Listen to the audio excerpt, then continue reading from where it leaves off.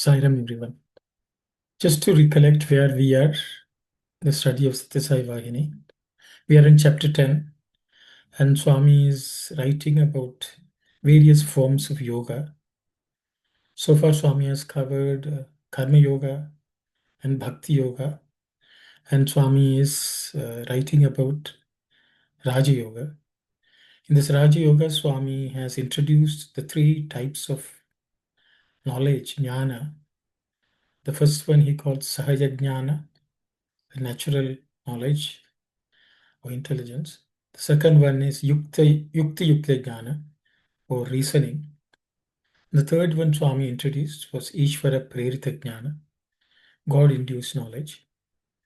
We discussed about this one in great detail last week. I will ask Kalyani to read the same slide from last week once, and then we'll continue on. If Saira. Take, for example, our knowledge of the objective world, of the elements and energies that compose it. That which urges and prompts the objective world and its components does not stop with just this much. It absorbs also that which is immanent outside the objective world. And so the extent that reason can spread over and explain is as the consciousness that is imprisoned in the tiny molecule, as compared with the vastness and grandeur of the transcendent fullness. For us to go across the boundaries of reason into this full, free realm of intuition, certain spiritual exercises and disciplines are essential. They can be grouped under the name God-propelled jnana, the highest wisdom, for we have only three stages of jnana: Sahaja jnana, Yukti Yukta jnana, and Ishvara Prerita jnana. The first of these is the knowledge possessed by animals. The second is a characteristic of man, and the third is the special treasure of high-souled individuals. It is possible for everyone to foster, cultivate, and develop the seedlings of this third jnana, for the capacity is latent in all. Thank you, Kalyani. I think some of the translation is a bit different from the original Telugu. I think the last sentence, Swami says, the saplings have to be there within for them to manifest. So, which basically means the saplings of each of these is present in every human being, and they have the potential to develop them. I think that's where it is. So I will stop. If anyone would like to discuss any of the points here, we could. Else we can move. Yes, Sairam Sanjay. Saira Morano, I had one question because of the section under which Swami talks about this this very first one, the very first paragraph here, right? It almost seems like Swami is um, referring to concepts of nimitta karana and upadana karana in this first paragraph, and I was wondering. If that comes under this Raja Yoga section on and how so, because that is something that is usually discussed in um, Jnana Marga. I was just wondering, I mean, unless I'm understanding it completely incorrectly, I just thought I would ask if anyone had any thoughts to share. Very nice, Sanjay. I think later on, I think Swami is going into some detail and narrating what this Raja Yoga is. This is still under Raja Yoga. Raja Yoga depends on knowledge of and how we approach the knowledge. I think Swami is discussing later. So it is not necessarily jnana marga, but there's a jnana element in it, is the way I understand. I will stop here. Manianti has a hand up, so I will ask her. Sairam Aunty. Sairam. See, in the first paragraph, we had the doubt last time also. That which addresses and prompts the objective world. So, it is the objective world which is putting pressure on reasoning power, or reasoning power is putting its own pressure on the objective world. I just, last time we discussed about it, and I think I said this. Reasoning power is putting its pressure on the, no, I think Exerting, yeah, exerting. reverse I said. Is it the two are interacting with each other? One is objective world, another is reasoning power. Reasoning power, is it putting its own pressure on the objective world, or objective world itself is putting its pressure on the reasoning power? Sai Ramanti, I think we discussed this briefly, I guess, about the observers, the impact of the observer in what is observed. So there is a mutual exertion of each one on the other. I think that's part of duality. The mind which perceives imposes itself on the object which is being perceived, and the object also has an impact on the mind. So I think both of them, there's a mutual interplay, I would say. I think that was discussed briefly by, I think, Sai Satish or Sanjay, I guess, if I remember correctly. And even brother Shivadas also was asking the same question. I don't know whether. Yeah, that's okay. Now, brother would have analyzed very deeply, Telugu portion. So let us accept what he has said until now. A mutual impact on each other. That's So the way I would understand, Auntie, the creation has it exerts its pressure on the mind. The creation is also nothing but the Lord. yeah. Okay, so the thing is, the creation knows what the individual is, because it knows that it is a part of the whole. Whereas the mind, which is also trying to understand, is limited by its own ignorance or the instruments which it uses. So the thing is, there is no real God who is creation knows, even if it accepts. So it doesn't, because it is Ishvara Prerita. Whereas the mind, when it is not Ishvara Prerita, it stumbles against some limitation. And for that, Ishvara Prerita is needed. So I think creation, even if it exists pressure, it's all knowing, because it's part of the Lord. It's the Lord Himself. But I think because we are the ones who are trying to enhance our knowledge, going beyond the limitations. So I think it's much more the jivatma, or the limited consciousness in a jiva, when it's trying to understand. It cannot just rely on the mind alone, or its yukti yukta. It needs some additional help, the extra sadhanam or instrument, which is Ishvara Prerita. And for that, we had to refine ourselves. I think that's the way I understand. So I hope. Material objects puts lot of challenges before human reasoning, isn't that? Yes. You can reason out anything, but there are still some challenges which you are not able to understand nor comprehend. Yes. So what I thought was, the material objects are putting a great pressure on the reasoning power. So he, not only that reasoning power, with the help of consciousness, is able to go further and then inquire into the material object. That's how I understand. Okay. Yes. Thank you. Thank you. It looks good. Yeah. Yes, Sai Satish, you have your hand up. Ramana, I was just again the same thing of what we say, yata drishti tata srishti. So again, I'm saying, like, when let's say when Swami was seeing the world or the creation, every time he would just call upon it as embodiments of divine love or embodiments of divine Atma. And so again, the same thing, if we start with what we had as Sahaja Jnana, it seems more at the realm of Annamaya and Pranamaya Kosha. If you take again the Yukta, it comes at Manomaya. And when you transition Manomaya and go into purely the state of Vijnanamaya and Anandamaya, I think then the Ishvara Prerita Jnana comes in, where now everything is being seen beyond the realm of the mind and the senses, and then what it sees, then there is no implication of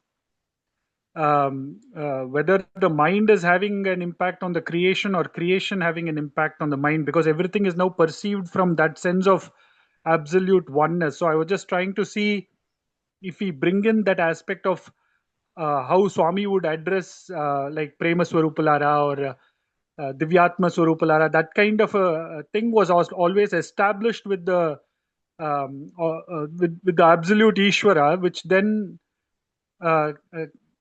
perceived the whole of creation. So I'm just trying to see.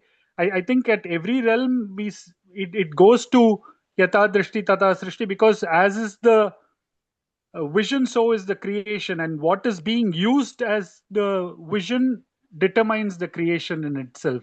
So just wanted to add that part, Sairam. Thank you very much, Sai Satish. Yes, Sanjay. Just quick question. What is the Telugu word used for intuition here in several places? Swami has not used the word intuition. He has just used Ishvara Prerita Jnana. Okay. All right.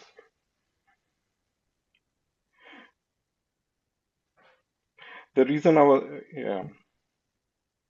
Yeah, see, intuition, I think the next two paragraphs, because sometimes, everyone uses this word intuition. My intuition says. Okay. I think that's a bit of a trap, I would say, but I think we will. I think so. We can explore it a little further in the next couple of paragraphs. So if everyone is okay, we will go to the next slide.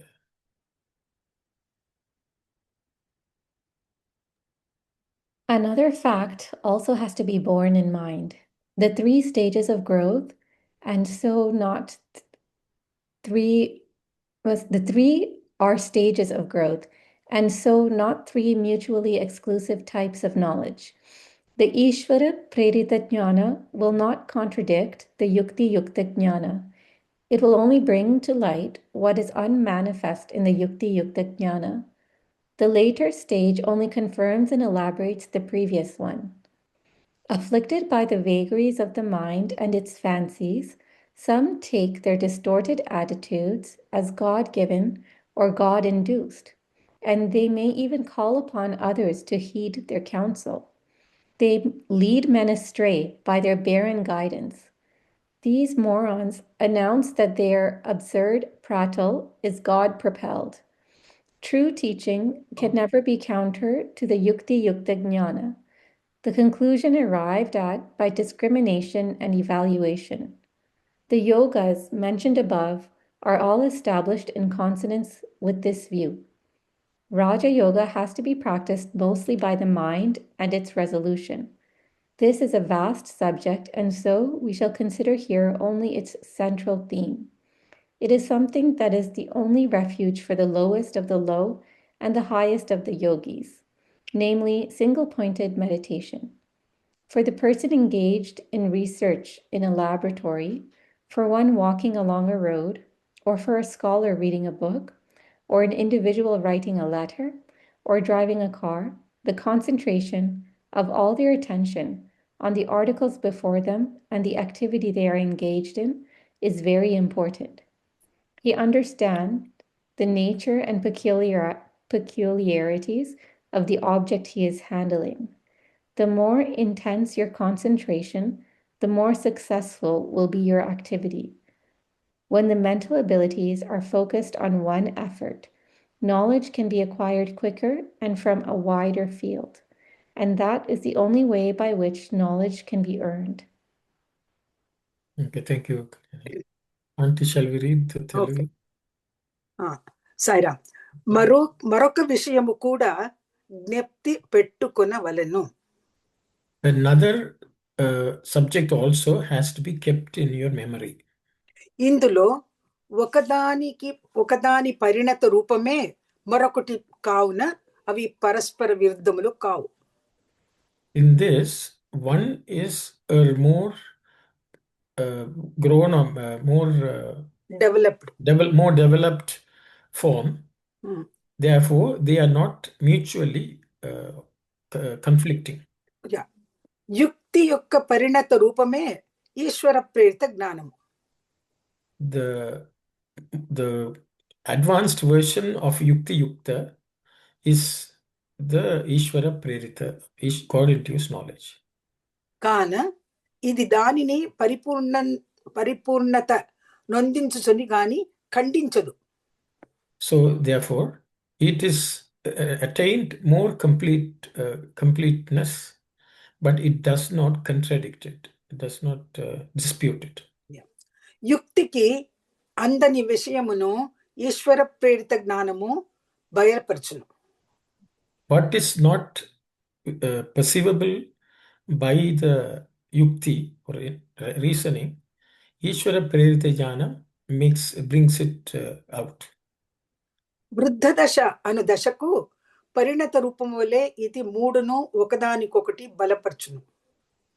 Just like old age, each stage actually completes or makes it more developed. That is how these three are strengthening each other. సహజ జ్ఞానము ఎన్నోసార్లు దివ్య ప్రేరిత జ్ఞానముగా లోకమునెదుట ప్రదర్శింపబడును. The natural intelligence or knowledge is often portrayed as that which is God-induced in this world. చిత్త చాంచల్య ప్రేరితులు, those who are afflicted by the unsteadiness of the mind, తమ బుద్ధి వైకల్యమంతయు, all their contorted intellect, Divya జ్ఞానమని భ్రమించి, they get deluded that it is divine knowledge, మానవులు తమను అనుసరించవలెనని తలంతురు, that all other human beings should follow them, thus they think.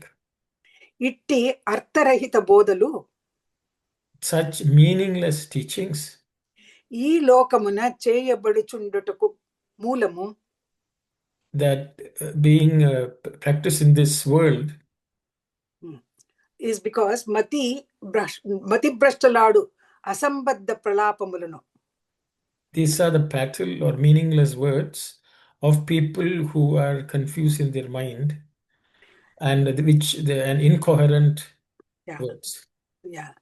దైవ ప్రేరితముగా చెప్పటే, they consider them as God-induced. యుక్తి విరుద్ధము కాకుండాటే, not contradicting the yukti or reasoning, సత్యబోధకు మొదటి తార్కాణము, that is the first measure of the teaching of the truth. తార్కాణం అంటే తర్కణ logic. Yeah, so మొదటి తర్కణం, that's why I said it's I think in English evidence. Thank you very much. తర్కణం ఈ మూల సూత్రమును అనుసరించియే,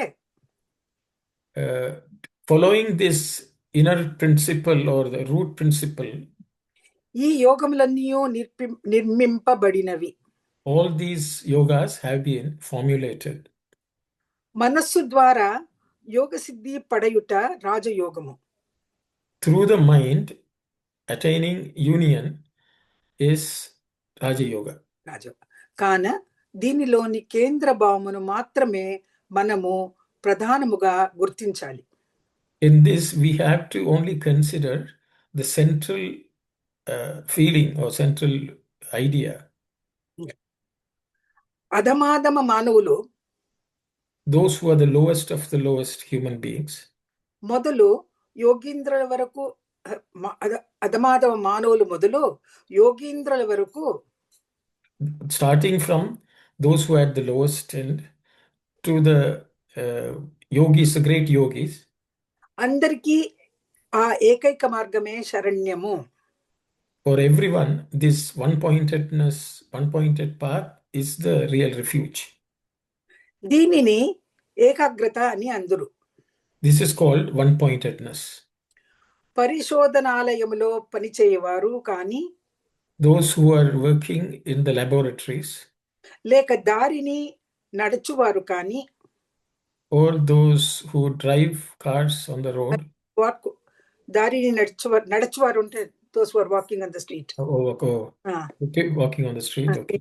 పుస్తకములు చదువువారు కానీ, those who are reading books, లేక జాబులు వ్రాయువారు కానీ, those who are writing letters, car drive చేయువారు కానీ, those who are driving cars, తమ మానసిక శక్తులన్నిటినీ కేంద్రీకరించి, that they have made the entire all the mental powers concentrated. తమ ఎదుటి భౌతిక పదార్థములను, what is in front of them, the physical object which is in front of them, ఆ ఏకాగ్ర బుద్ధితో పరిశీలింతురు. with that one-pointed buddhi, they examine it. I think that's why I think they stopped. And yes, I think that's where it's ఏకాగ్ర బుద్ధి పరిశీలి. one more sentence you can read, auntie. వెంటనే ఆ పదార్థముల తత్వము, right away the principle of that object, బహిర్గతం, what the object which is in front of you,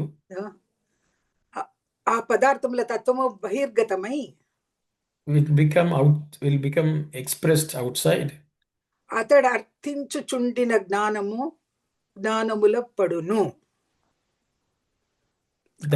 That's comprehended by that person, that knowledge. That's a knowledge which is comprehended by that. Sitaram is okay? I think Swami is telling atadu ardinchuchundina jnanamu alavadunu, means it will have it as you practice that comprehension by asking what you see. Okay, but again, can you repeat? Ventane ee padarthamu, aa padarthamu tattvamu వెంటనే ఆ పదార్థముల తత్వము బహిర్గతమై అతడు అర్థించుచుండిన జ్ఞానము అలవడును. So if that person understands it, అతడు అర్థించుచుండ, whatever he was trying to research. Yes, he's seeking for it. He's continuously seeking for it. Then jnanam will become a habit. Getting that jnanam will become a habit. Is what Swami is telling. Whatever he wished to know. Yes. Sairam, thank you very much. That was not bahirgatamai for me, that's why. Okay, so we will discuss what Swami has covered quite a bit here.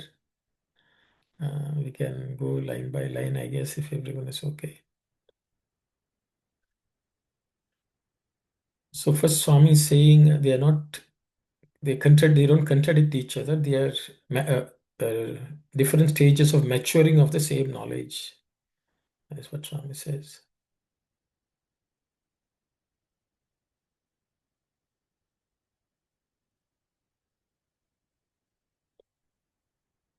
The first sentence, సహజ జ్ఞానము ఎన్నోసార్లు దివ్య ప్రేరిత జ్ఞానముగా లోకములెదుట ప్రదర్శింపబడును.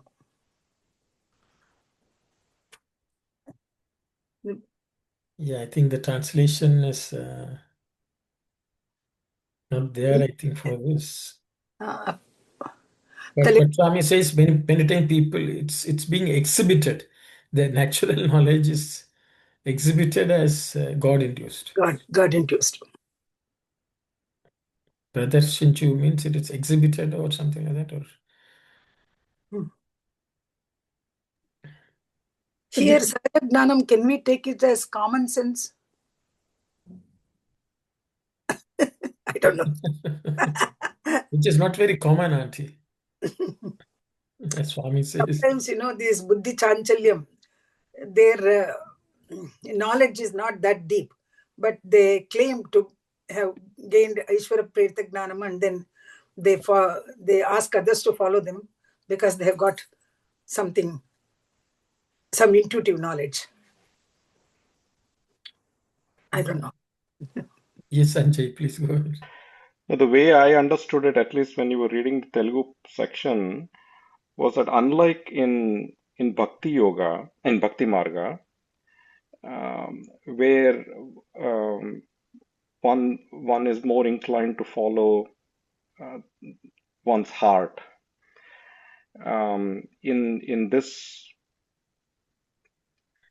in Rajamarga or in Jnana Marga, whatever Sahaja Jnana is available to one based on their vasanas and stuff, has to be put through the litmus test of Sakarana Vicharana or Yukti Yukta Jnana, and it has to pass through the test before it can be accepted. It is not enough to just take at the very stage and then come to some conclusion based on that, whereas it has to pass through the filter of Yukti Yukta. Does it stand reason? Does it stand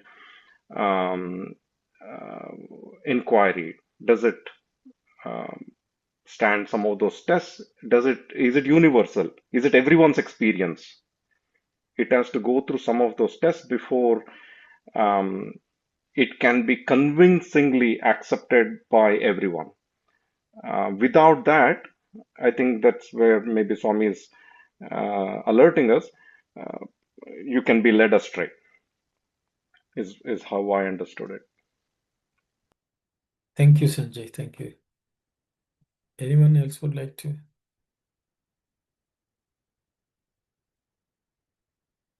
In this sentence, we had talked earlier about Sahaja Jnana being common in animals, like that instinctual knowledge. So Swami's saying that in this world, some people display that it's actually that most basic instinct that they're displaying as or portraying as God-induced knowledge. Yes. Yes, Kalyani. That's what you were saying about intuition, like when people say, "Oh, I have a bad feeling about this," or those kind of things. Is that? Yes, yes.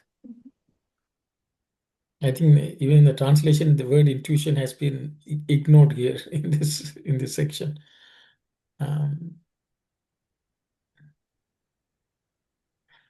Yes, Sairam, Chitra. Sairam, I think the way I understood it is, I think the words that Swami used, the three words, Sahaja Jnanamu, Yukti Yukta Vicharamu, Ishvara Prerita Jnanamu.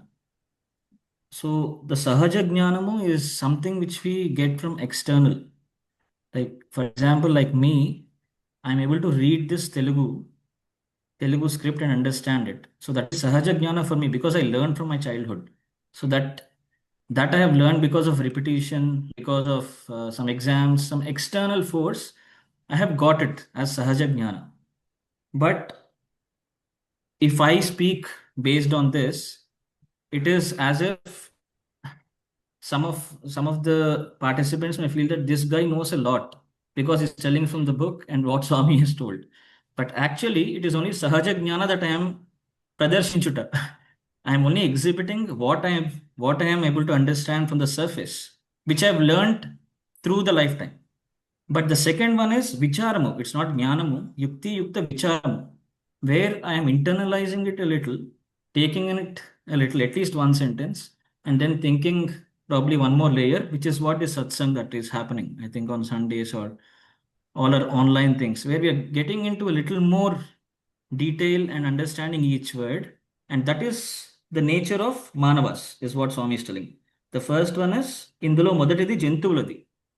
That means I'm only an mere animal who is able to read and write, walk and drive, or whatever example Swami has told. That is Sahaja Jnana.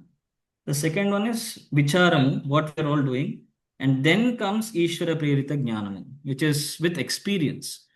Now we all are understanding the principles, but we still do not experience every part of it. So I think that may be one of the meanings I thought on this. Sairam.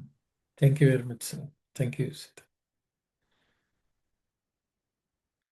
Anyone else would like to discuss any of the points?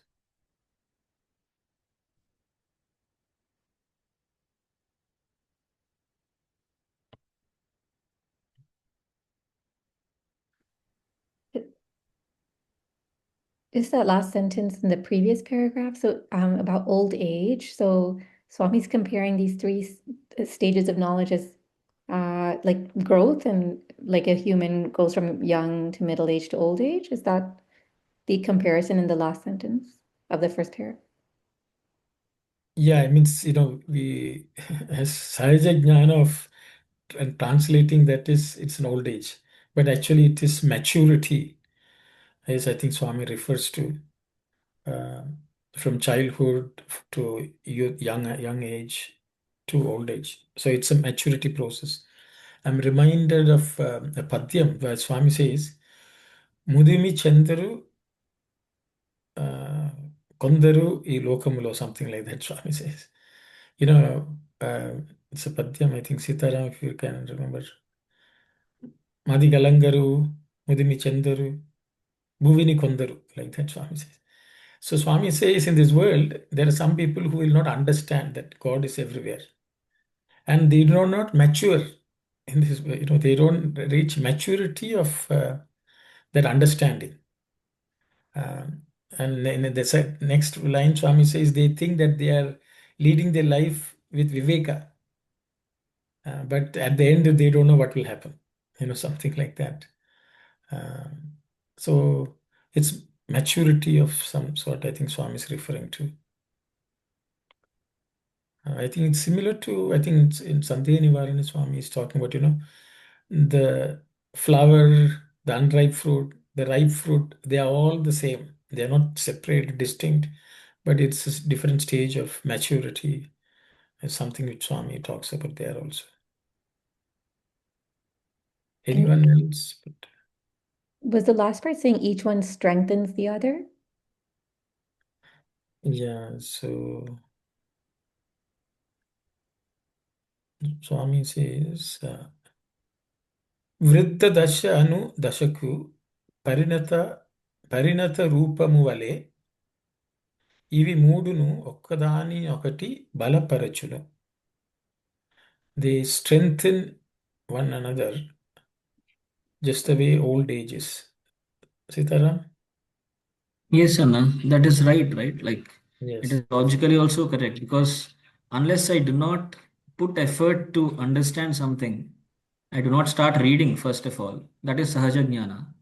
And I start reading and trying to do exercise my discrimination, which is Yukti Yukta Vicharamu, and then that develops some experience. As we see everything, వెంటనే ఆ పదార్థములు తత్వము బహిర్గతమై అతడు అర్థించి because I have to see the padartha first, then I have to ardinchu. I have to seek for that knowledge through discrimination. Then Swami says, Jnanamu alavadanu. That is where the jnana is nothing but Ishvara Prerita jnana. So I think the last sentence hence is still consistent with what Swami is telling. Vruddha dasa anu dasaku parinata roopamu vale ఇవి మూడును ఒకదానికొకటి బలపరచును. So all three are equally important, like bhakti jnana karma, I think Swami is telling.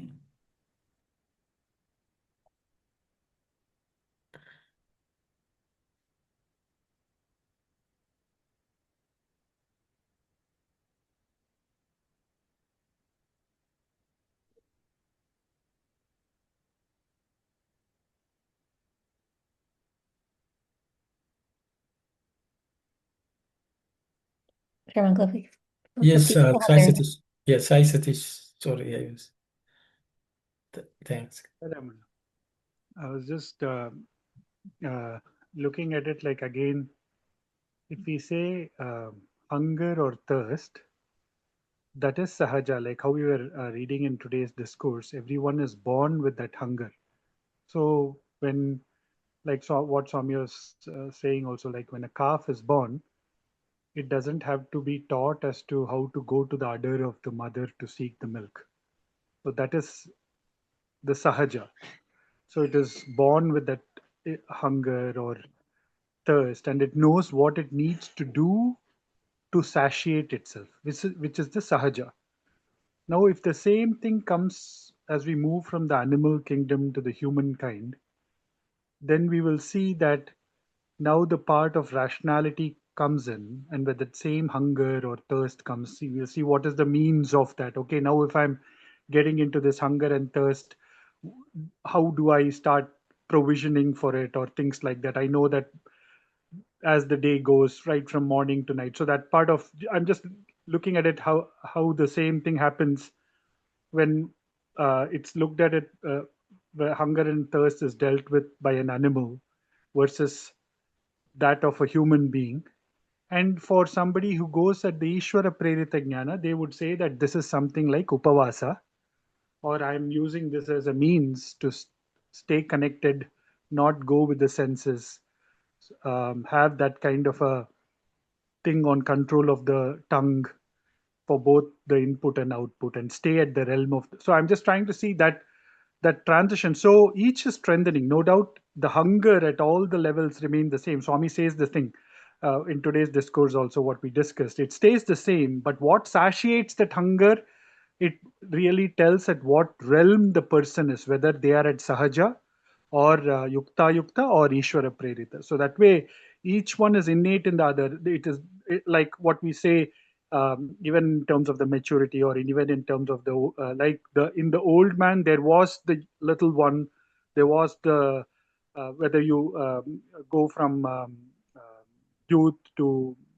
all of that transition that happens, all of that is there inherently in the old person. So it's just the blossoming, or whether we want to say the fruit, that ripe fruit that came was a raw fruit and then a flower. So all of that part of the transition from sahaja is innate, but at what realm the consciousness goes to cognize that and establish itself will define where the person is. I'll stop here, Sarah. Thank you very much, Sai Satish. Sairam Sister Vani, please go ahead. Sairam, brother. So my question is like, the animals don't have minds, and that's why, as human, we pass that stage where we have minds and we're trying to control to understand the Ishvara Prerita Jnana. And in terms of the mind, is it like, we are moving away from the Stula Sharira to Sukshma Sharira, so that, that is where the aspect of the mind comes in. And so we're passing that gross body state to come into the mind related idea. And that's where the Raja Yoga falls into. I'm just clarifying, brother. Thank you very much, sister. Yeah, I think it's Ishvara Prerita may be beyond even the mind. That's the way I understand. But to get past that, we had to go past the mind. The mind has to be focused. I think that's what Swami is saying, and that's what all the Rajyogis try to attempt to do. As I think Patanjali says, Yoga Chitta Vritti Nirodha. That means the functioning or the activities of the mind has to be contained by the yogi, so that we can get past the limitations of the mind. And the animals don't have to worry about that because they don't have mind. That's right. I think so. As nicely Sitaram has explained, animals will always eat the right thing. Human beings have the ability to enhance it or be distracted by the mind. We will say, okay, what is nutritious? What should be avoided? What's the reason for something to be avoided? Is something which human beings can do. Where I think Yukti Yukta comes into play. Yukti Yukta Vichara, and the knowledge which comes out of that. And then, as Sitaram pointed out, we can make that also a sadhana. That is comes only with God's grace, which brings about sattvic qualities and all that, I think. So I'll stop there. Anyone else would like to? Just a question about each of them strengthening the other, because like for example, for Sahaja Jnana, like some for I guess for humans to develop, they have to suppress it to some extent, or dampen it. Like if they're always, if terrified of fire and run away from it, they'll never be able to learn to use fire. And similarly, what you just said with the mind, like they have to actually suppress the mind or control it. So it's not really, is it strengthening it or? Yeah, very nice question, Kalyani. So anyone who would like to discuss how each one is strengthened? Swami says Balaparachu.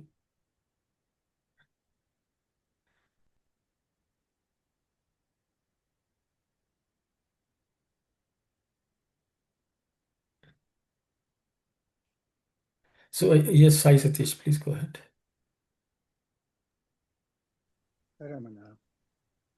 Balam, we think in terms of strengthen, but Balam also comes in terms of ability to control.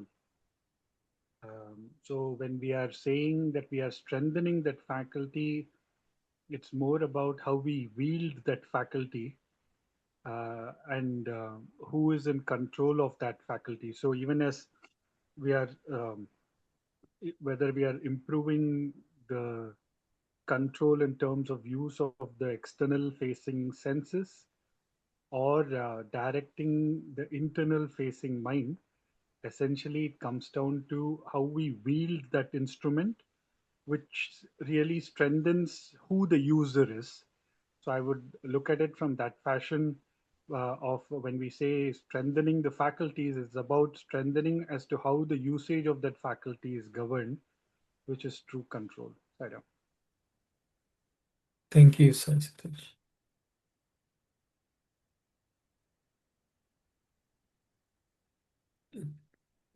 So, Kalyani, I think you mentioned about fire.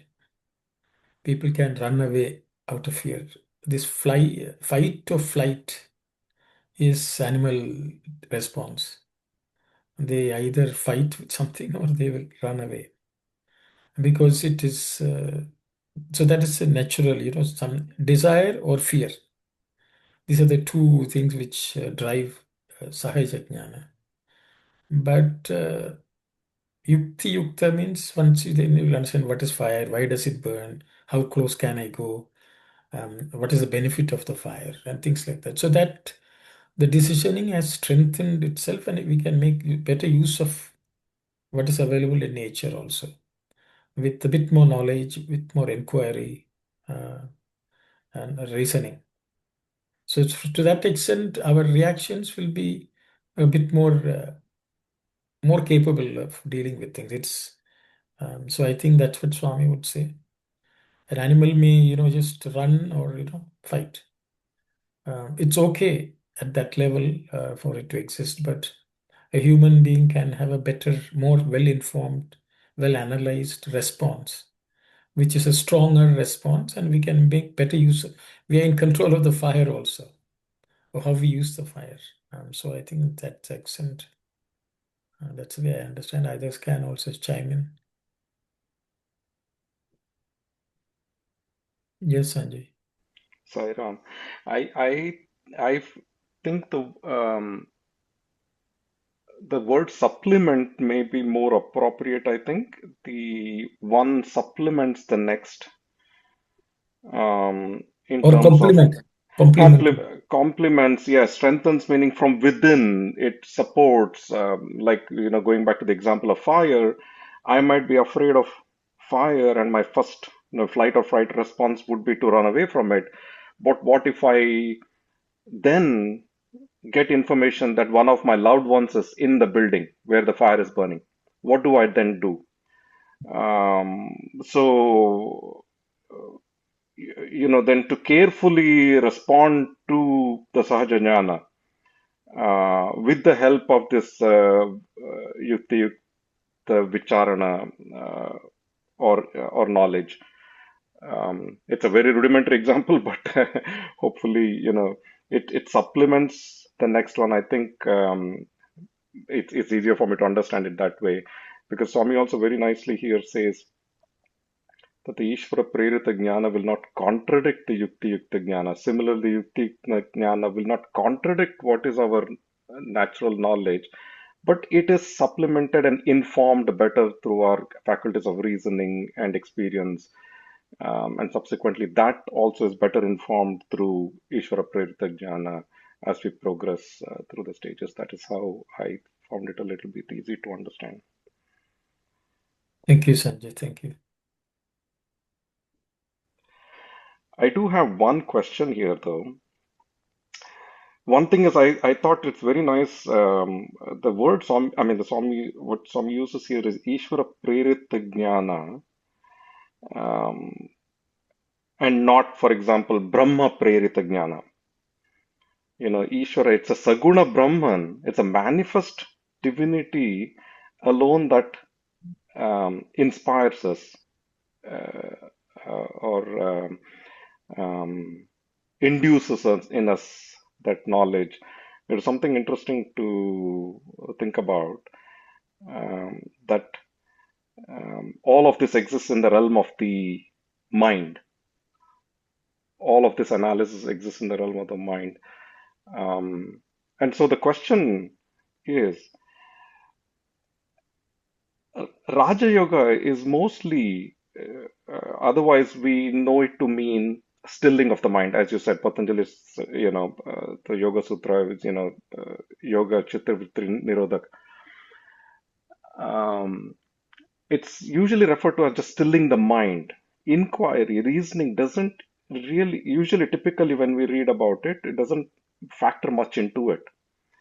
And Swamis bring a lot of this, which would seemingly be in the realm of Jnana Marga, into Raja Yoga, which what begs the question: has Raja Yoga been interpreted incorrectly all along in common parlance or in common practice as just sitting meditation and stilling the mind, mindfulness, all that stuff? Is it is Swami actually turning everything upside down by saying, no, that's not what Raja Yoga is. This is Raja Yoga, the royal path where one has to inquire into the material in front of them, focus on it, concentrate, learn more about it, ask questions, and then get to the truth behind all of this. Anyway, I don't know if that question made a lot of sense, but there's a question I had. But a lot of it is seemingly should be coming under the next section, but Swami is putting it here. So I thought.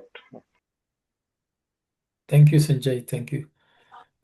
Next question. I will open it up for anyone to discuss. Auntie Mani, Auntie, you want to comment? This sentence, Manasudvara Yoga Siddhi Padayuta Raja Yogamu Kana Diniloni Kendra Bhavanu Matrame Manamu Pradhanamuga Gurtinchali. That sentence is very clear. Swami here he is saying Manasudvara Yoga Siddhamalu Padayuta, through the mind only. So he is asking us to meditate. First, meditation is also very necessary for Raja Yoga. I don't know whether I have answered Sanjay's question. Sairam, so that's what, that sentence. I don't know in this paragraph or next paragraph, but Andy now saying. So the main point is meditation. Yeah. So through deep meditation, only we get the jnana. Bhagawan saying, no? So to get to the meditation, Baba gives these 3 knowledge stages for us to help us to progress so that we can concentrate on one point, which is God. So the whole Raja Yoga, Baba says, is the concentration. So other parts of Raja Yoga, that Yama Niyama, Pranayama, so those parts Baba did not speak here. Baba said, no, I am not going to speak that. This is a central theme. Central theme is concentration on your focus.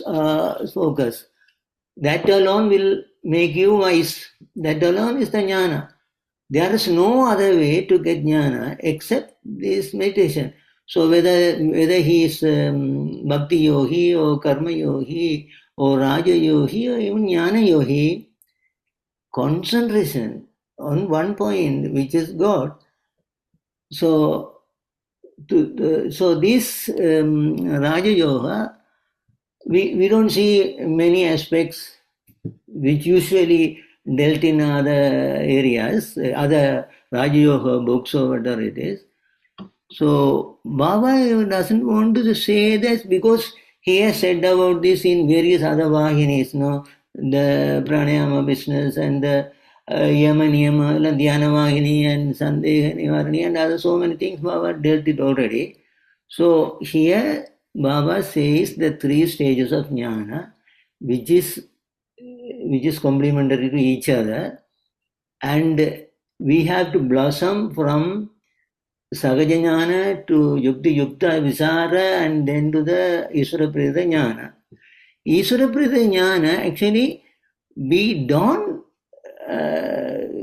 get it yet because our concentration is outward. No? So we don't have that yet, that Isvara Prita Jnana. So our aim has to be to do the concentration meditation so that we can get into the Isvara Pradanyana, which is the very powerful thing. And also Brother Sanjay was saying, why Bhagavan said Isvara Prida instead of saying Brahma Prida. No? So that is also a valid point, because Brahman stage is not acting, it is not functioning stage. No? So it is, we go develop this and get the grace of the Ishvara and get the grace of the Ishvara, understand this, and then merges into the Brahman. And the Brahman stage we cannot act, no one can act from the Brahma stage. So that is also a valid point here. That's what I want to say, because Ishvara Prema Jnana is belong to the high souled individuals. So high souled individuals, so they know everything. So our knowledge only limited to the Sagaja Jnana and the Yukti Yukta Vichara. So let us think on that. Like, I think I just wanted to share what I was feeling. Thank you, Sairam. Thank you very much, brother. Thank you. Sai Satish. Just extending along what Brother Shivdas was saying, we have concentration at the level. We are not able to hear him. Is it fine now, Auntie? Now better. Okay, Auntie.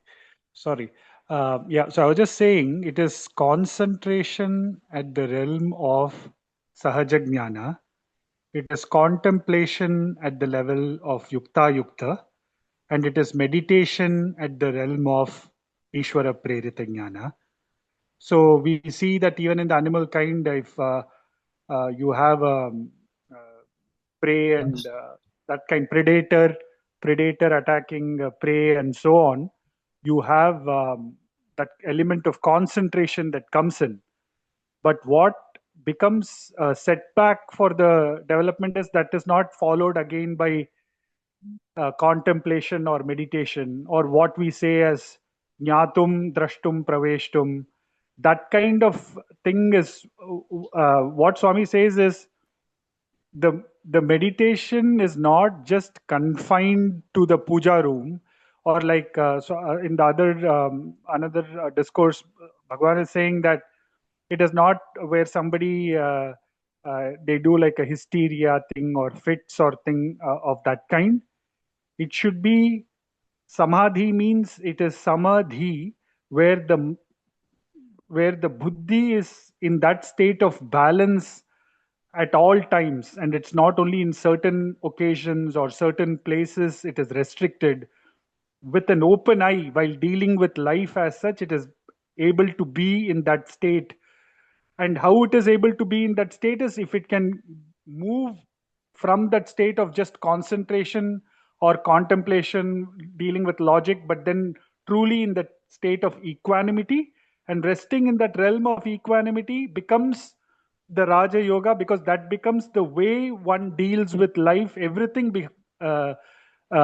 is looked upon with that intrinsic understanding that all of that is divine, and then that reinforcing that time and again, or by practice, one gets established in a realm of total meditation, like what Swami would call it as constant integrated awareness, and then operate at that realm. So I just wanted to say how that journey goes from concentration, contemplation, and meditation, and staying at the realm of meditation throughout. Sairam. Thank you very much, Sai Satish. So one question: does meditation falls under Ishvara Pradha Jnana? What does that Sai Satish says, or what does Sai Satish say? Where comes the meditation? That is meditation comes under the Ishvara Pradha Jnana, or just before that? Okay, for me, brother, what I am seeing is when one has Ishvara Prerita Jnana, they are at a realm of total meditation where they are in a state of samadhi. It's a walking thing. So, of course, we will have to go into that state. So, we can always say whether meditation is leading one to Ishvara Prerita Jnana or Ishvara Prerita Jnana leads one to a state of meditation. I would say that is complementary, because as one meditates, like today we were discussing at the center also, as the bee is sucking the honey, the bee becomes the honey and it loses itself as the flower closes. So as one is in state of meditation, Ishvara Prerita Jnana, they are established in, and that superimposes or that imposes or reinforces on the meditation aspect. So I would say it starts with on the journey and one reinforces the other. I don't know if I answered your question, Sairam. Yeah, that makes sense. Yeah, that makes sense. So partial, we can see the partial Isvara Pradanyana helps us, induces to deeply concentrate on our focus. And finally, when the meditation is lost, we are fully in that Isvara Pradanyana. So starting meditation is the beginning, as you said, it is mutually helping each other. Yeah, I agree with that. Thank you, Saira. Yes, brother. It's more like the bee seeking the honey. The effort is to seek it and then become that. Saira.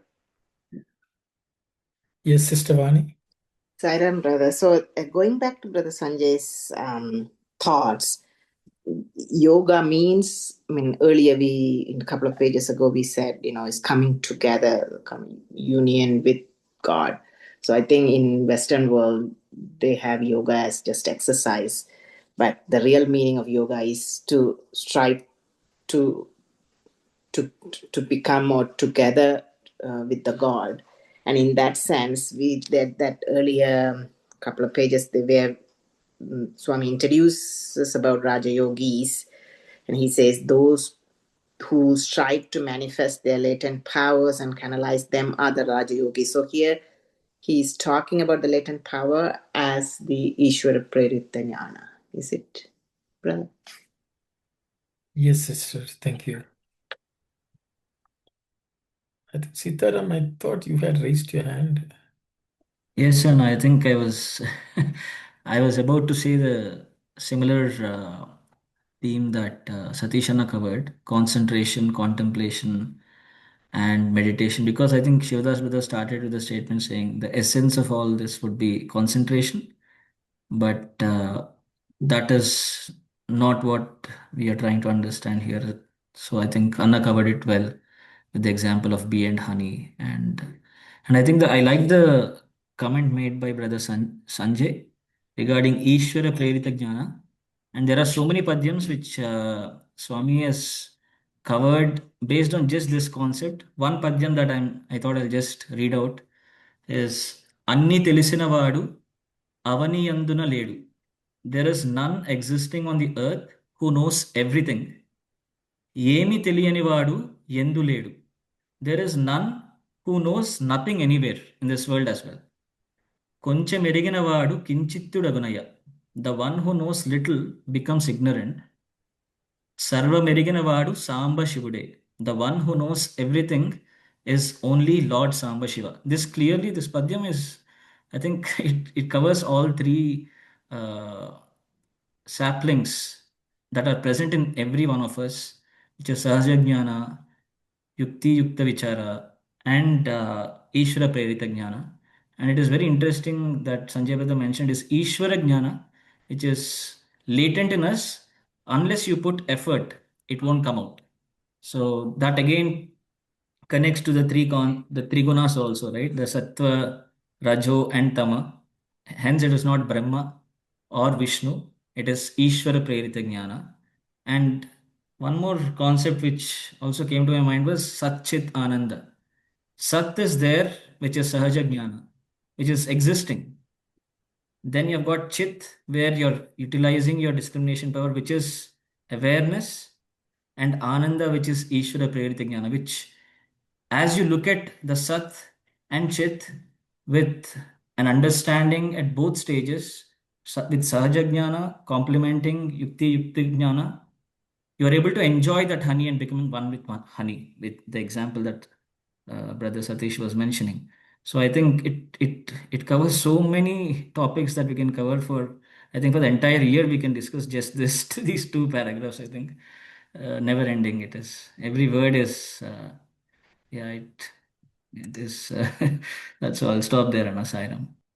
Thank you, Sitaram. Sarvam, Just one. sorry. Sorry, Aruna, just one clarification. I didn't mean to say Brahma Prerita, Brahman Prerita Jnana, as in Brahman. Yeah, sorry. Yeah, I just want Sarvam Erigina Vada Sai Okade. Another version by Swami. So very nice. Yes, Sister Shivani Sairam. Sairam, thank you for all this discussion. And this line, Raja Yoga, has to be practiced mostly by the mind and its resolution.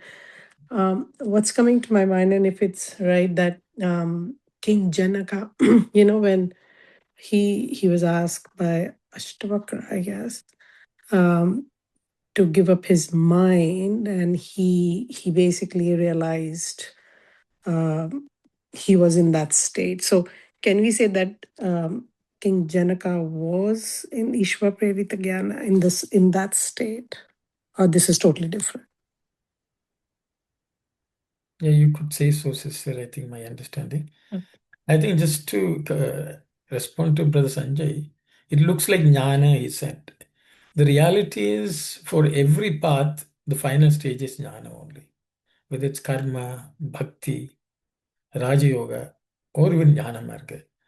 Because only when we get past jnana, after vairagya, there's jnana, and then only we can reach the final destination. And I think that's also covered by Swami and Sandhya Nivarana, because that final stretch. See, initially you can go with left leg and right leg and left leg. But when you get into the palace of the Lord, you need to use only the right leg, which is the jnana. I think we had discussed variety ways. So I think jnanam comes. So dharana is basically that one-pointedness. Then from dharana to dhyana, there's a contemplation part which Swami talks about. And dhyana also is, again, all dhi is involved. And that's how samadhi also is at the end. So I think everywhere the jnana manifests at the final stage is what I also feel. So I think that's why we will see some flavor of jnana everywhere. So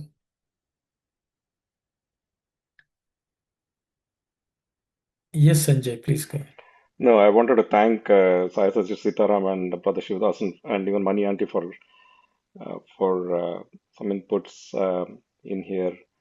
The reason I asked that question was it is so different from what otherwise we normally hear of Raja Yoga being talked about and interpreted, isn't it? When we talk about Yukti Yukta Jnana, all the methods that are used in Jnana Marga, for example, the subject-object Viveka, Drisha Viveka, or Panchakosha Viveka, all of these come under these aspects of Vicharana, process. That's why I was very much, and probably Swami will clarify, but I was really, Um, I don't know what I can say, but how Swami has used it here to explain what exactly Raja Yoga should be. It does not stop at stilling of the mind alone, but a thorough inquiry into the material world in front of one, um, and analyzing it, um, to get to the higher and higher truth, is what I thought was very nicely done. Swami's helping us understand what Raja Yoga should be. Thank you, Sanjay. Yes, Sitaram. Right, Anna. I think this also reminds me of Swami's discourses where he mentioned about Prahlada's first response when Hiranyakashipu asks him, "What did you learn?" Sorry, I'm bringing in another Telugu padyam from Bhagavatam, but I thought because Swami has mentioned about Ekagrata here, it has to be mentioned. So Prahlada says to his father, when he's asked, "What did you learn from your gurus?" He says, "Chadivinchiri nanu guruvulu. చదివితి ధర్మార్థ ముఖ్య శాస్త్రంబులు నే చదివినవి గలవు పెక్కులు చదువులలో మర్మమెల్ల చదివితి తండ్రి."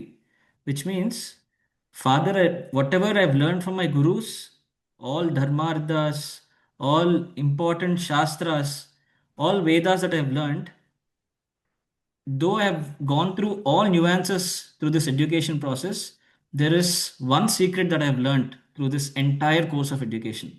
And he says that is concentration. So all that we study, I think whenever we are children, probably whatever we have studied at the end of it, the essence of it is concentration. So I think that is the first step for us to step into Ishvara Prerita Jnana. And I also see there is a slight suggestive, I think, discussions that are happening where we are telling that each of it is a stage. Like, are we entering into Ishvara Prerita Jnana, into a stage of Ishvara Prerita Jnana? But I think what Swami here is clearly saying that all three are present in a very dormant state and are being exhibited in some form or the other in every being, is what Swami is saying. That means even Ishvara Prerita Jnana is also present, Yukti Yukta Vichara is also present. At the same time, you've also got Sahaja Jnana. But I think as each of them grow together, while one completes and complements the other. Like, I think Sahaja Jnana starts to grow very quickly, probably because we repeat so many things like eating, talking, walking, like Swami mentions in his discourses. And then that is being supported also with our vichara continuously, whether I should do this or not, like the example of fire. And with experiences, like if I burnt my finger, that's an experience, that's an Ishvara Prerita Jnana, which I have gained through that, and I do not go to that. And like I think how you said, Anna, I think everything ends with Jnana, because all that we are trying to do is come out of this ignorance called we are body or Dehabhimanam. And I think in Prema Vahini, Swami defines what this is, right? So I think as soon as that light is there, there is no darkness. I think, and everything that we see, this has to be thought about. I think that is where Swami is going slowly. I think I'll stop there. Sairam. Thank you very much. Can you repeat the last line, Sitaram? From which one, Anna? ఈ పద్యం భాగవతం పద్యం మర్మములు చదువులలో మర్మమెల్ల చదివితి తండ్రి. The secret or the essence hidden within all the education I have studied, which is, I think Swami completes in his discourses saying that is concentration, ekagrata. Thank you. Yes, Sai Satish. A bit more on the Padyam. So again, the same thing, right? That Indriyamunu Arigetti, Manasu Nilpi, Antarmukhamu Chesi, Nischala Samana Chittudai, Niluvagalada. So it's the same thing of controlling the senses, stilling the mind and making it turn inwards, and standing at that realm of like the pristine, unsullied chitta that will really say if one is reached that culmination of Raja Yoga.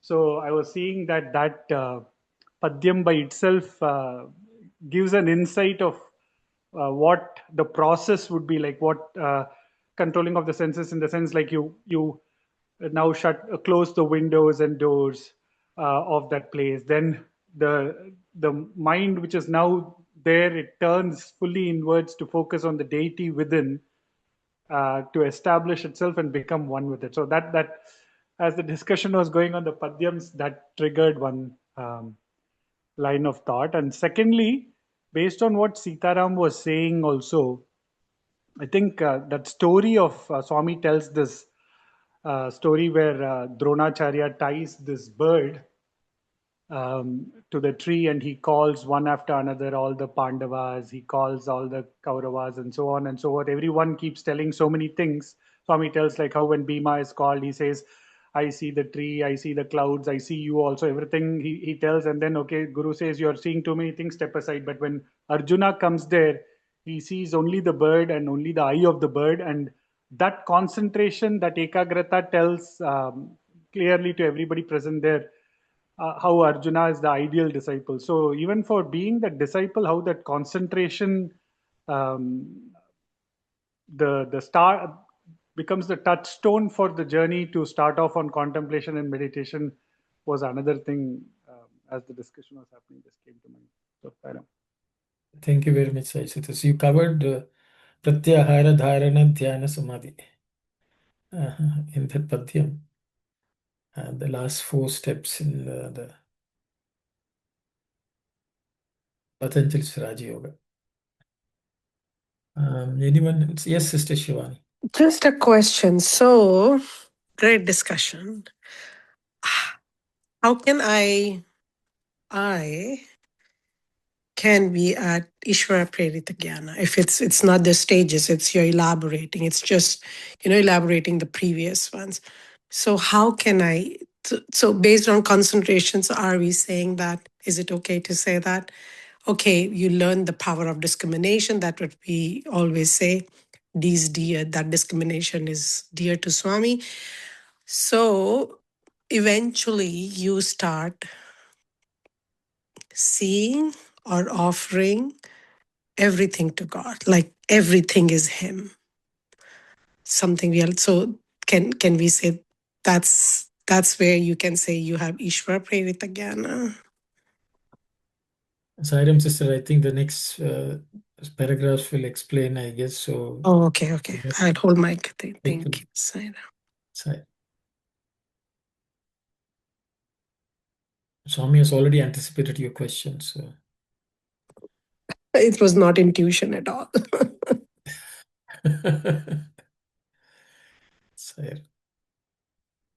Anyone else like to say anything? Otherwise, the last few sentences is Swami just saying that all these people who do various tasks like driving or all these different tasks, they're just focusing all their mental energies on those tasks. So anything that in the last sentence, is he basically saying that whatever you focus on with a concentrated mind, the knowledge of that will be revealed to you? Yeah, so I think Sitaram had translated that.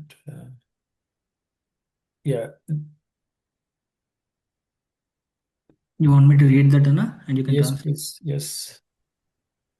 Ventane a padat. So I think it's a continuation of the previous sentence. Then it will give a complete. Okay, please go ahead, yes. It starts off దీనిని ఏకాగ్రత అని అందురు పరిశోధనాలయములలో పనిచేయువారు కానీ లేక దారిని నడచువారు కానీ. You want to translate or? Okay.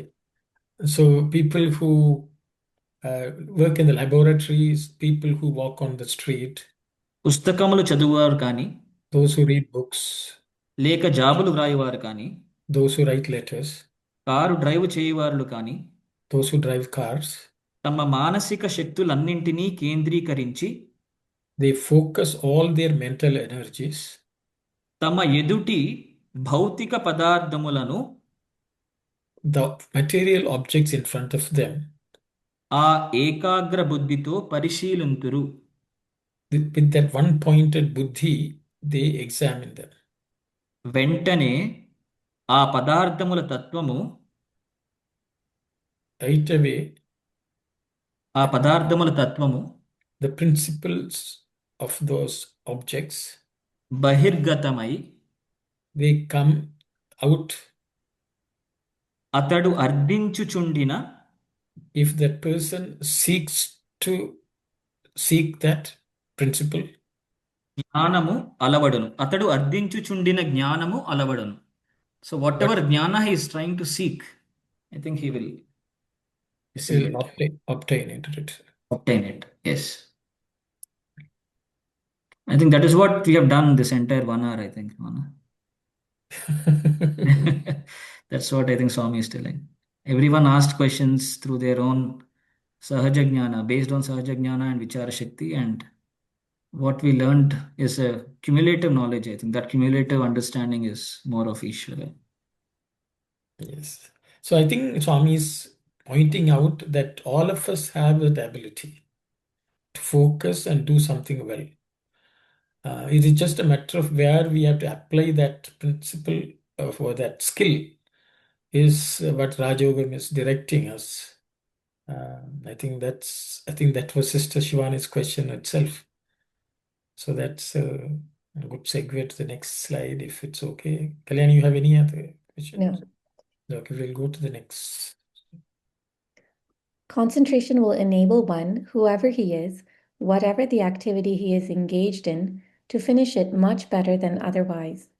Whether in material assignments, or in ordinary day-to-day work, or in spiritual sadhana, concentration of mental energies is a must if success is to be achieved. It is the key that can open the treasure chest of jnana. This is the most important aspect of Raja Yoga. It can even be said that it is the only important aspect of that yoga. Millions of unwelcome, unwanted, unnecessary, and even harmful thoughts enter our mind and confound their activities. These have to be kept out. The mind has to be guarded and controlled and kept under our rigorous supervision. Raja Yoga is the one refuge for persons endeavoring to win this victory. Thank you, Kalyani. Munyanti, you can read and Sitaram can translate. మీ ఏకాగ్రత ఎంత అధికంగా ఉండునో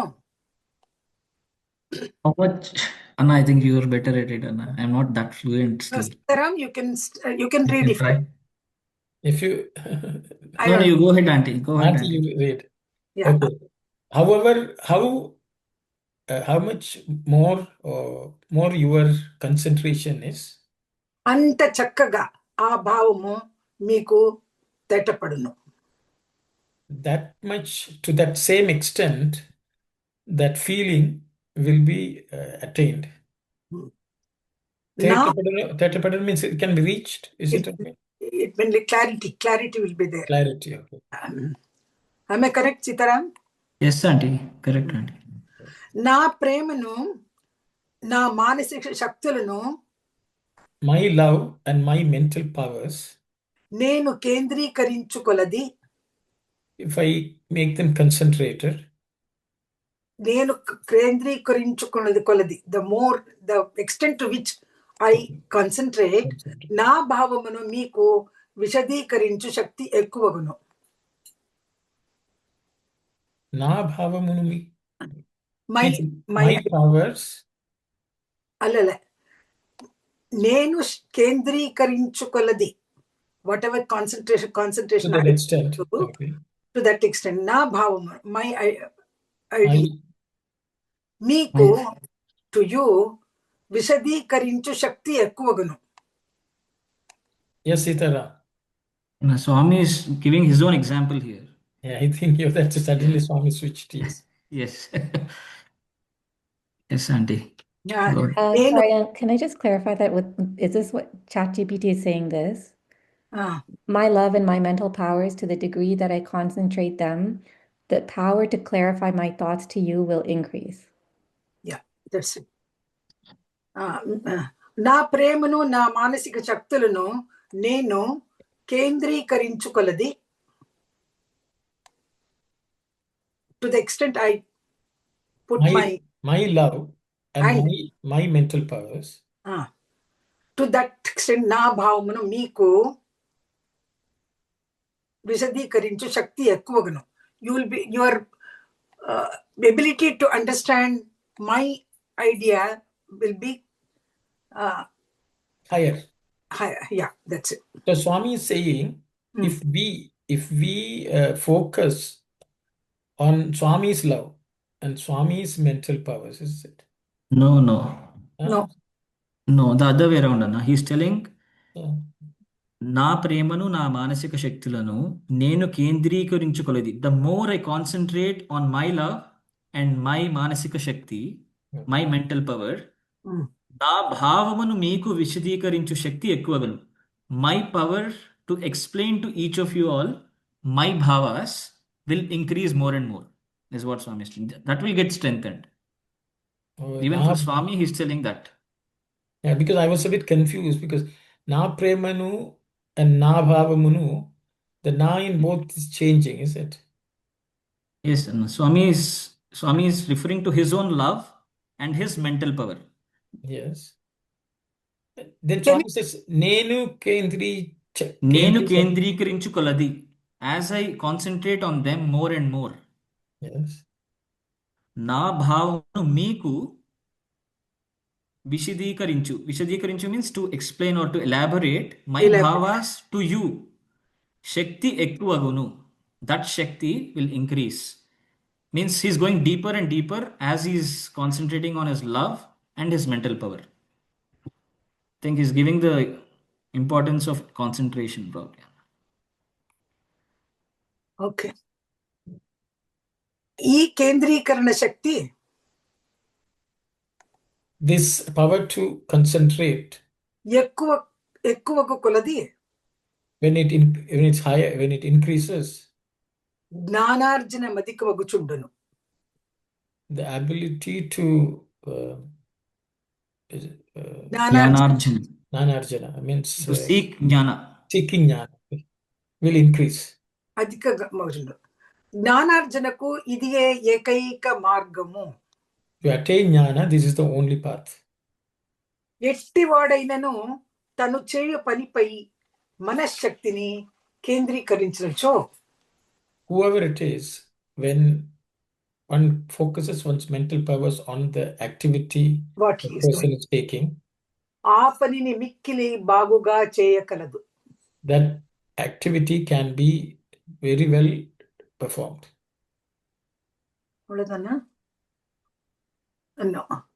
లోక వ్యవహారమునందైనను in this all worldly activities, transactions, లేక ఆధ్యాత్మిక మార్గముందైనను or in the path of spirituality, ఏ ఇతర విషయములందైనను any other subject or matter, ఇతర కార్యములందైనను all other activities, ఏకాగ్రత అధికమగు కొలది,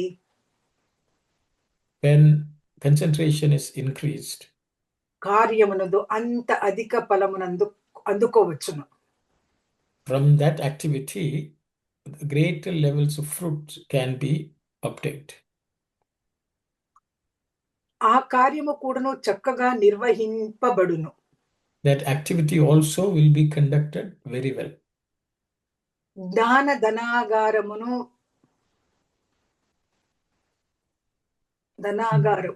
the wealth of knowledge, తెరువవలసిన తాళం ఇదే. The key, the key to open that is this. Yeah. కేంద్రీకరణ శక్తియే రాజయోగమున మంచు వంటిది ఇది ఒక్కటే. కేంద్రీకరణ శక్తియే రాజయోగమున, the power to concentrate is the only one in the path of Raja Yoga? Manchu ante Sitaram? I think it's like the crest jewel. Oh, మంచు ఇది ఒక్కటే అని చెప్పక తప్పదు. Yeah, it is the ice, icy. Yeah, icing on icy crest. Icy crest. This salon. Or snow crest, snow peak. Yes. Yes, yeah, it's like a snow peak. Oh, మంచు వంటిది. Yes, snow. Manchu means snow. Snow, no, మంచు. A snow peak of yoga, Raja Yoga.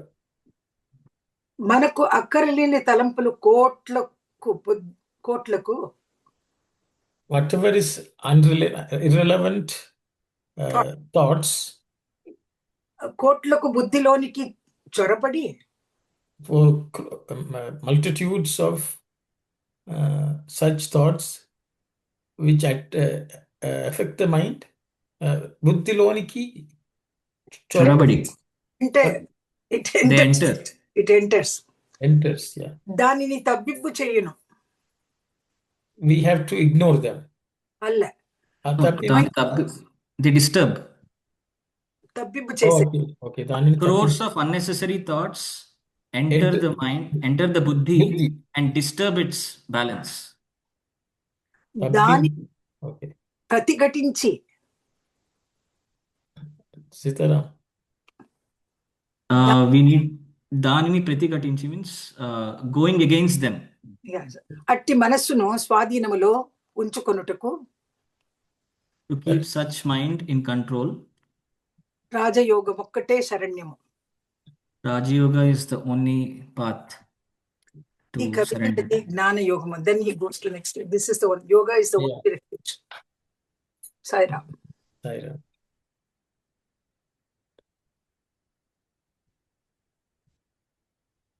So Swami is giving us the key to jnanam, which he says is concentration.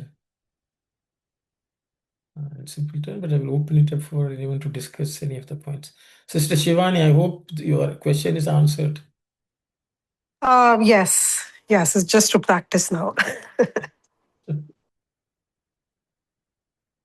When Swami is saying ekagrata, does he just simply mean concentration? Like if you're driving a car, just focusing only on the road? Or I think in the previous Vahini, we had learned that ekagrata is not concentration in a mundane sense. It's like holding on only to God. That kind of, is that really what ekagrata is? Or can it even be applied to mundane things? Good question, Kalyani. Anyone who would like to discuss this ekagrata in the context of Raja Yoga? Yes, I am.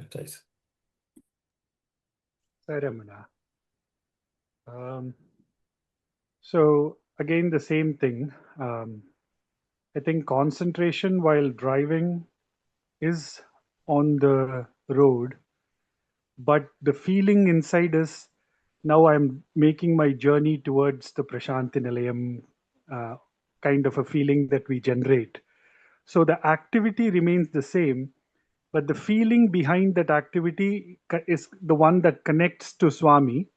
So it reinforces the concentration and the purpose. So now if I'm driving or with the feeling that Swami is my co-passenger, then if Swami is seated beside the driver's seat, how would I drive? I would all the more drive with all the concentration there, knowing that Swami is with me. The way I would drive would change the way I usually drive from what I do on a day-to-day, the way I go about it. So that kind of concentration is from the mundane, which connects to the causal at every time. And that's what makes the concentration into meditation, because it's continuously reinforcing what the contemplation should be on, making the concentration into meditation. Sairam. Thank you very much. Sairam Sitara. Swami has used two words here which sound very similar, which is ekagrata and kendrikarinchuta. So Kendrikarinchuta is the process of focusing. of bringing everything together. Yeah, focusing. It's a verb. It is happening. That means there is some effort which is there behind Kendrikarinchuta. So you're putting effort. Putting effort is Kendrikarinchuta to bring all those unnecessary thoughts that Swami is mentioning into one thought, which Anna is telling as put it on Swami as you travel, for example, right? While Ekagrata is the state of that achievement, where you have Kendrikarinchuta is done, and you're in a state where there is undivided attention towards that goal, whatever it is. It could be good or bad at the end of the day, but Ekagrata is more of a state of mind, while Kendri Karinchuta is more of you putting effort to push your mind towards that or all your thoughts towards that. I thought I'll just clarify that. Sairam. Thank you very much. Yes, Sister Vani. Sairam, brother. So this is also the Raja Yoga is also taking us from this Saguna, from Saguna to Nirguna, like from form to formless. Like, is that why form is the form is from Bhakti Marga, and then Karma Marga, and then now slowly changing into formless aspect. And this is how that one who wants to transition from form aspect of God to formless aspect of God. Okay, thank you for the question, sister. I will open it up for others to comment on.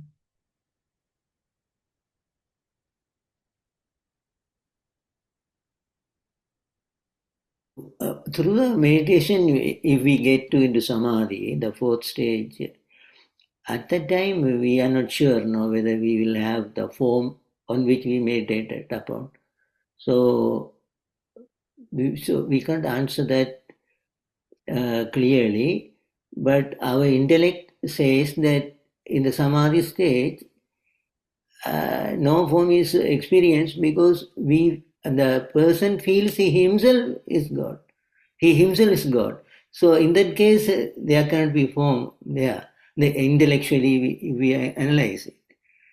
So that's what the thing is. But concentration, meditation is on the form, usually, on the form. So the form will vanish when the samadhi is attained. So at that time, we are one with God, then no form. That's what I understand. Thank you very much, brother. Anyone else would like to comment on this?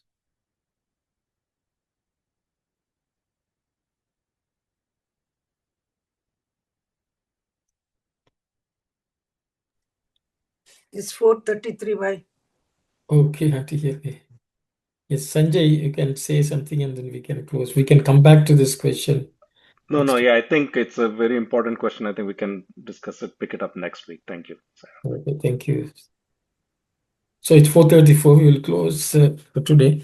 We can start next session with this question, Sister Vani. I hope until then we can all Kendrikarinchu. Thank you.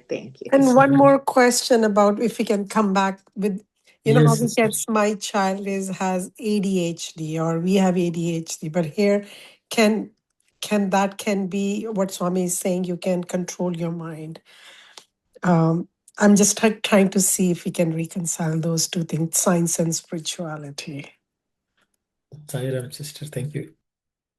So 2 questions for us to contemplate and come back. I will close the session today with the Samastaloka prayer, Sairam. Om Samastaloka Sukhino Bhavantu. Samastaloka Sukhino Bhavantu. Samastaloka Sukhino Bhavantu. Om Shanti, Shanti, Shanti. Sairam, everyone.